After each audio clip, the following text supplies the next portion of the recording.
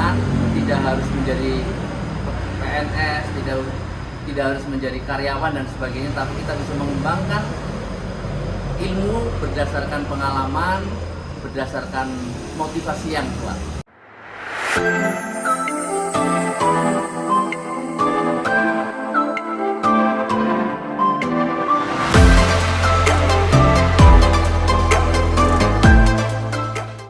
Bismillahirrahmanirrahim. Assalamualaikum warahmatullahi wabarakatuh.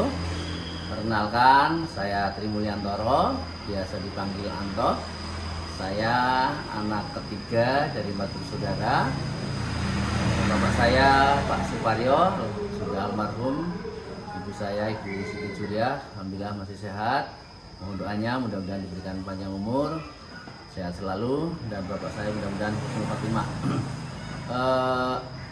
Saya sekarang menekuni usaha kerajinan keramik yang didirikan oleh bapak saya almarhum Bapak Suparyo, yang pada awalnya bapak saya adalah seorang guru ST, waktu itu setingkat SLTP, namanya ST Sekolah Teknik, atau sekarang mungkin lebih dikenal dengan SMP ya, Sekolah Menengah Pertama. Bapak saya seorang guru di ST, ngajarnya kerajinan keramik, dan di SMP Negeri 2 Bukatija. Alhamdulillah dengan ketekunan, dengan semangat yang tinggi, bapak saya kemudian selama mengajar punya keinginan, punya semangat yang tinggi untuk menambah penghasilan, dan karena punya keterampilan di bidang kerajinan keramik, maka bapak saya bersama beberapa temannya selama dalam satu sekolah kemudian membuat usaha namanya Keramik Mustika. Maka Keramik Mustika didirikan oleh bapak saya, bertempat tinggal di rumah orang tua saya, dan kemudian dibantu oleh sanak saudara bapak saya yang hanya awalnya itu 2-3 orang, ada ibu saya dan ponakan bapak saya dan sebagainya. Namanya Keramik Mustika di Kelampok Banjarnegara, dirinya tahun 1976. Awal mula mendirikan keramik yang dibikin adalah poci. Jadi ini poci ini seperti ini, untuk minum teh. Ini adalah produk keramik Kelampok, Keramik Mustika, dan berbagai macam model. Di belakang ini adalah contoh-contoh poci yang bisa diberikan motif macam-macam. Ini ada kenangan pernikahan, ada kenangan dari partai politik, PKS, kemudian ada dari teh poci, ada dari Borobudur, dari teh poci, motif Borobudur dan sebagainya. Awal mulanya sebetulnya pocinya bukan seperti ini, tetapi lebih banyak poci potong namanya. Jadi tanpa cucuk. Jadi cucuk dan tutupnya itu dulu nggak ada. Kita hanya bikin bodi kemudian cantel, dikirim ke Tegal, kemudian di Tegal itu cucuknya diganti dengan kuningan, tutupnya juga begitu dari kuningan. Nah, di sana dimodifikasi. Tegal itu kan terkenal kerajinan kuningan, besi dan sebagainya. Selain dikirim ke Tegal, Slawi, ke pengrajin-pengrajin yang mau masang kuningan dan tutup, kami juga kirimkan ke pabrik-pabrik teh. Di Tegal itu kan banyak pabrik teh ya, ada teh poci, teh sosro, teh tongci, teh duatang dan sebagainya. Dan alhamdulillah seiring perjalanan waktu, order dari perusahaan teh itu banyak, hampir dari semua perusahaan teh di daerah Tegal Slawi itu pernah pesan ke kita. Dan alhamdulillah sampai sekarang yang masih rutin pesan itu dari teh poci dengan motif Borobudur. Jadi kalau bapak ibu semuanya, warga masyarakat melihat di sebuah warung atau di supermarket ada poci motif Borobudur, tutupnya Borobudur, kemudian cucuknya naga, channelnya juga naga, itu adalah produk kami, produk dari keramik Mustika Kelampok. Dan ini sudah dipatenkan, jadi itu sudah menjadi hak milik patennya Poci, Teh Poci, dan kami memproduksinya. Juga banyak produksi-produksi yang lain. Itu awal produksi kami dulu tahun 1976 adalah Poci. Kemudian juga ada vas aneka vas seperti ini, ada vas Poci, tempat pensil, vas bunga, dan sebagainya. Warna yang paling dominan waktu itu adalah warna asli tanah. Jadi ini adalah awal mula produksi dan sampai sekarang masih diproduksi dengan bahan baku tanah liat. Warna aslinya seperti ini, kuning-kuning seperti ini. Kalau yang merah seperti ini, bawah ini sudah kita kasih warna dengan warna pewarna esermeni begitu ya. Ini saudara semuanya. Jadi ini adalah produksi khas keramik Kelampok yang kita produksi sejak 1975. Seiring perjalanan waktu, produk-produk yang kami bikin tidak hanya Poci, tidak hanya vas bunga, tetapi kemudian berkembang menjadi aneka macam bentuk. Kalau yang sebelah sana ada vas bunga dengan motif glasir, kemudian yang saya duduki ini adalah meja teras dengan pewarnaan cat, kemudian yang lain-lain. Jadi kami ada beberapa jenis produk dengan motif atau sistem pewarnaan yang berbeda-beda. Warna asli tanah atau terakota, kemudian glasir, ada cat, ada tempel kaca, ada tempel telur, dan sebagainya. Alhamdulillah perkembangan dari tahun ke tahun keramik Kelampok mengalami masa kejayaan. Maka keramik Kelampok waktu itu menjadi produk unggulan keramik Banjarnegara. Dan itu sudah terkenal sampai mancanegara. Kemudian pada saat saya ini pengalaman yang menarik itu, waktu itu saya kuliah di sebuah perguruan tinggi di Salatiga. Kemudian saya ngobrol dengan seseorang, ditanya, "Mas, dari mana Mas?" Ya karena saya dari Banjarnegara, maka saya sampaikan saya dari Banjarnegara Bapak gitu. Oh, Banjarnegara itu yang ada keramik Kelampoknya begitu. Artinya keramik Kelampok itu tahun pada saat saya kuliah sudah dikenal. Dan saya menyebutkan Banjarnegara karena kota kabupatennya belum menyebutkan Kelampok, tapi justru banyak orang yang sudah paham bahwa di Banjarnegara itu ada keramik Kelampok. Jadi memang alhamdulillah keramik Kelampok itu sudah cukup dikenal, sudah cukup mendunia, sudah menjadi kebanggaan Banjarnegara. Dan pada saat keemasannya keramik Kelampok itu bisa sampai 50 pengrajin itu tahun 80-an. Dan ada asosiasinya, kebetulan bapak saya almarhum Pak Supari juga dipercaya oleh teman-teman menjadi ketua asosiasi keramik Kelampok bersama teman-teman yang lain. Dan itu sekitar tahun 80-an. Kepercayaan dari pemerintah kabupaten, pemerintah provinsi, pemerintah pusat, kementerian, dan sebagainya banyak mensupport kami, banyak mengundang kami untuk pameran, banyak memberikan bantuan ke kami berupa hibah, berupa alat, dan sebagainya.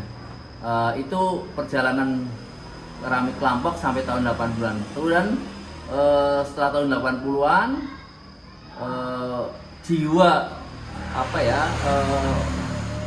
jiwa pendidik bapak saya itu ternyata tetap muncul dalam proses usaha. Dan itu dibuktikan kan seorang guru mendidik, mengajari, membimbing, dan sebagainya. Dan selama bapak saya menjadi katakanlah pengusaha atau pengrajin keramik, ada sekitar 10 karyawan bapak saya yang kemudian punya kemampuan, kemudian dibimbing oleh bapak saya, kemudian mendirikan atau mengusahakan membuat keramik sendiri. Ya, jadi misalnya ada Karisma Keramik, ada Apikta, kemudian ada Rojiwan Keramik, ada Kurnia, dan sebagainya. Kurang lebih sekitar 10 atau sampai 15 karyawan Mustika kemudian mendirikan keramik, dan itu dibimbing terus oleh bapak saya. Bukti pembimbingannya, kepedulian bapak saya sebagai seorang guru itu adalah mengajari, kemudian mencarikan modal, kemudian membantu pemasaran. Jadi bapak saya selain sebagai seorang guru, sebagai seorang pengusaha, kemudian dipercaya menjadi ketua asosiasi, juga terus membimbing para pengrajin keramik di Kelampok Banjarnegara untuk terus bisa maju dan berkembang. Bagi yang belum punya pasar, silakan titip barang di sini. Kalau kami ada duit, kita bayar dulu, kalau enggak kita bayar separuh atau misalnya mau model kosnya dan sebagainya. Itulah upaya-upaya yang dilakukan oleh bapak saya untuk bisa mengembangkan keramik lampok. Alhamdulillah waktu itu bisa sampai 40-50 pengrajin, dan alhamdulillah sampai sekarang keramik lampok ini Mustika masih berdiri, dan banyak teman-teman pengrajin yang sudah tidak produksi, yang sudah tidak punya karyawan, yang sudah beralih usahanya ke usaha yang lain. Mohon doanya, mudah-mudahan keramik Mustika bisa terus maju dan berkiprah untuk membantu mengembangkan usaha dan masyarakat Banjarnegara khususnya, dan ke tingkat yang lebih tinggi lagi. Saudara-saudara semuanya, bahan baku dari keramik lampok adalah tanah liat. Jadi kami dulu awalnya mendatangkan tanah liat dari Kabupaten Wonosobo, dekat Lasda Sintang sana, dari Kaliwiro, kemudian ada dari Banjarnegara, Pekandangan, kemudian pernah dari Kebumen, pernah dari lereng Serayu di dekat Kebasen sana, kemudian dari lereng Serayu, kemudian terakhir sekarang kita ambil dari Haji Barang, Cilongok daerah sana. Jadi memang tanah-tanah yang kita produksi di sini beberapa dekade ini berubah-ubah. Mengapa bisa berubah-ubah? Karena memang kualitas semakin kesini kualitasnya mungkin sudah tidak bagus. Itu yang pertama. Yang kedua, ada masyarakat yang keberatan. Wilayahnya itu dikeruk, diambil tanahnya karena dikhawatirkan nanti terjadi tanah longsor dan sebagainya. Ada juga wilayah Kebumen yang memang dilarang karena menjadi lintasan geodipa begitu, sehingga tidak boleh diambil kandungan-kandungan tanah dan sebagainya. Nah, sehingga kami memang harus berusaha untuk mencari lahan-lahan tanah yang lain. Dan alhamdulillah sekarang masih bisa kita ambil dari daerah Haji Barang sana. Itu adalah bahan baku tanah, bahan baku utama ada tanah liat, kemudian bahan baku pendukungnya sebenarnya nggak ada, jadi murni dari tanah liat. Cuma yang mendukung itu adalah pewarnaannya. Pewarnaannya ada glasir, ada cat, ada tera dan sebagainya. Pembakaran kita, bahwa teman-teman semuanya, kita bakar dengan suhu sekitar 900 derajat. Jadi tanah kita insya Allah bagus, kuat. Dengan suhu sekitar 900 itu memang masih di bawah porselin, tapi sudah di atas gerabah. Kalau gerabah itu ada 600-700an, kita sudah di atasnya sekitar 900-950. Kemudian di bawah porselin itu sudah di atas 1000 ya, 1100-1200. Artinya tanah kita cukup bagus untuk kekuatan bakarnya. Seiring perjalanan waktu, teman-teman semuanya, keramik lampok Banjarnegara ini memang mengalami pasang surut. Pasang surut tadi kami sampaikan tahun 80-an sampai 90-an, sampai tahun 2000 itu keramik lampok mengalami masa kejayaan, dan ada sekitar 40-50 pengrajin. Kemudian sekarang menurun sangat jauh. Apalagi dulu ada krisis moneter, kemudian kemarin terakhir ada COVID, itu mengakibatkan teman-teman itu tidak tahan. Tapi alhamdulillah keramik Mustika masih bertahan, dan sekarang relatif sekitar 15 pengrajin, dan kebanyakan teman-teman pengrajin yang masih bisa bertahan memproduksi sendiri, kemudian memasarkan sendiri, kemudian kita bantu pasar sendiri. Dan untuk toko di pinggir jalan yang masih bertahan keramik Mustika sama keramik usaha karya, yang lain-lain sudah berganti profesi, bahkan sudah ada yang disewakan tempatnya dan sebagainya. Harapan kami, Bapak Ibu semuanya, teman-teman semuanya, keramik lampok bisa terus menjadi kebanggaan masyarakat Lampok, masyarakat Banjarnegara, Jawa Tengah, dan tingkat yang lebih tinggi lagi, tingkat nasional, untuk bisa terus dikembangkan. Karena sebetulnya keramik ini penuh inovasi, jadi bisa dibuat macam-macam gitu. Kemudian kami selain memproduksi, saat ini juga membantu masyarakat yang butuh ilmu pengetahuan tentang sejarah keramik lampok, kemudian proses pembuatan keramik lampok dan sebagainya. Jadi kami banyak dikunjungi juga oleh mahasiswa-mahasiswa yang membutuhkan ilmunya karena sedang penelitian atau menyelesaikan studinya, mengadakan penelitian di tempat kami. Dan kami sudah membantu ratusan mahasiswa, ratusan pelajar yang memang membutuhkan informasi dari kami untuk bekal studinya. Dan kami sekarang juga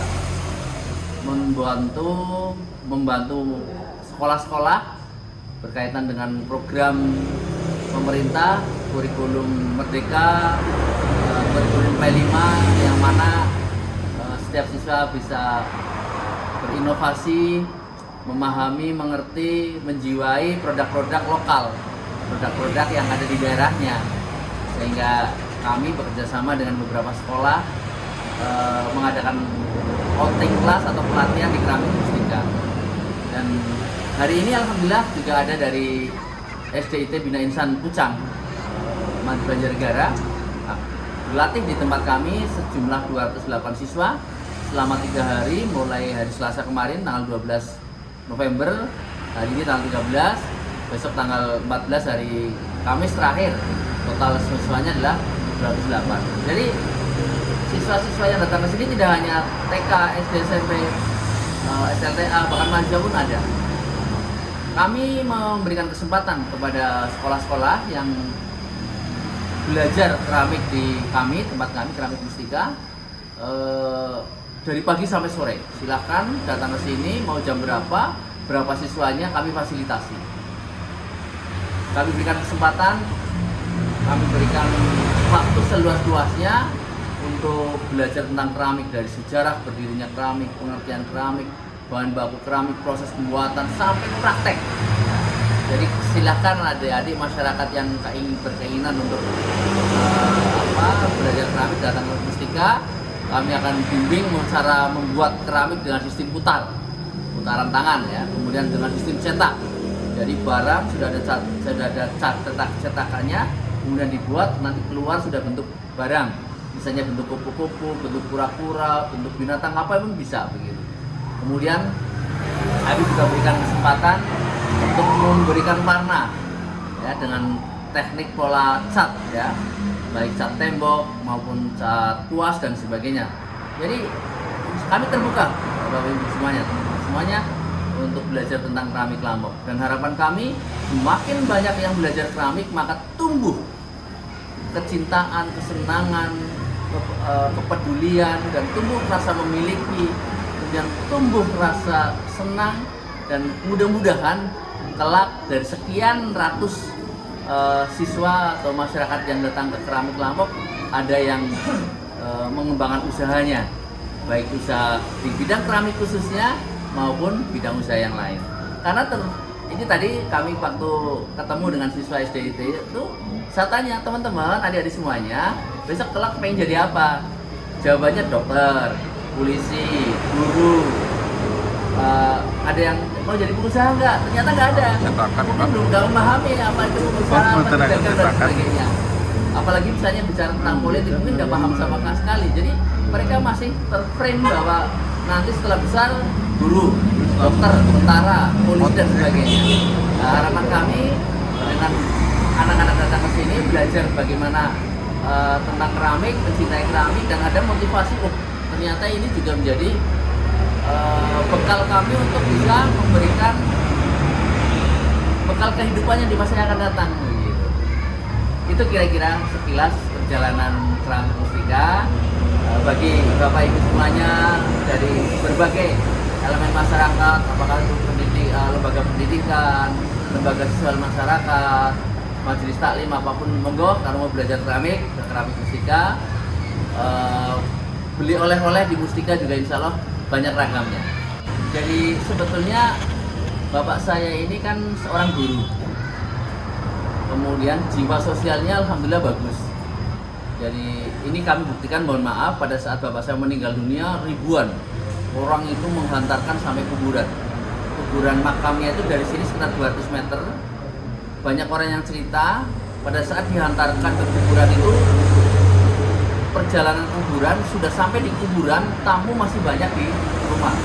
Itu menunjukkan bahwa bapak saya itu jiwa sosialnya bagus, dikenal bagus oleh masyarakat, dan mungkin itu salah satu yang menjadikan usaha ini tetap berjalan.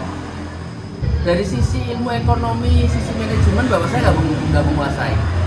Ya, seorang guru SMP, pola yang diterapkan adalah pola kebersamaan, pola silaturahmi, pola kekeluargaan. Itu aja yang diterapkan.